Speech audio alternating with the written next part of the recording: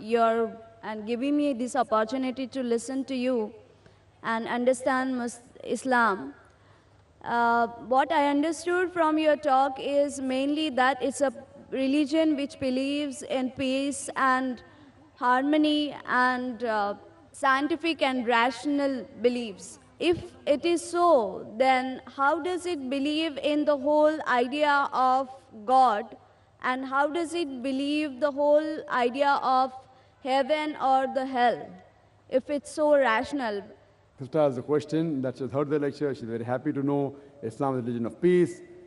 And it's a scientific religion, it's a rational religion. She's asking that if Islam is a rational religion, then how come it believes in God? It believes in heaven and hell.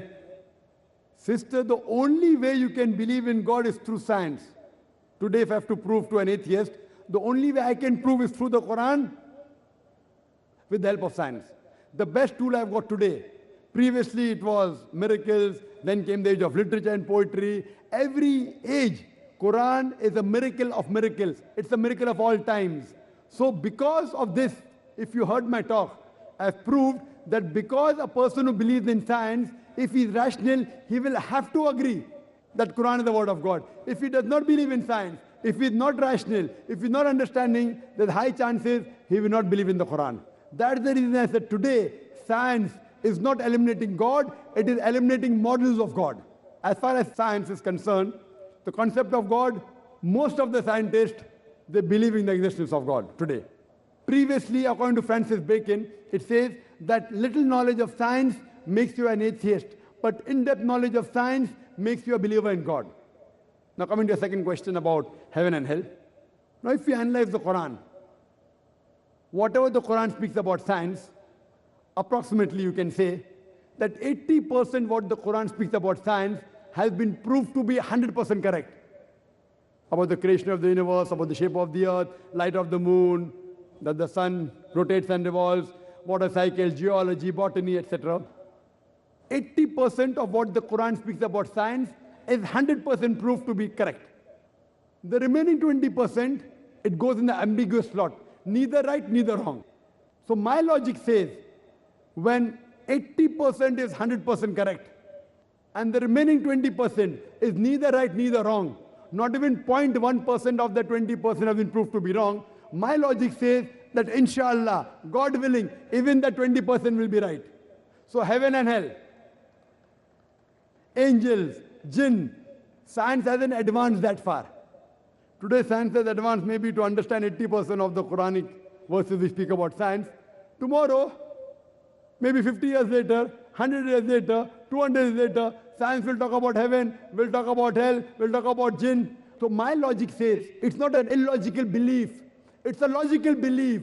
When 80% is 100% correct, and the remaining 20%, not even 0.1% is wrong. No scientist today can say that he can prove scientifically there is no hell. No scientist today can prove scientifically there is no heaven. He can say, I don't know. Maybe it is, maybe it is not. It is ambiguous. So my logic says when 20% is ambiguous, neither right, neither wrong, when 80%, 100% correct, I being a scientific person, I being a rational person, I say that inshallah, God willing, even that 20% will be correct. That's the reason I believe in hell, I believe in heaven, and I also believe in the angels and the jinn. Hope that answers the question.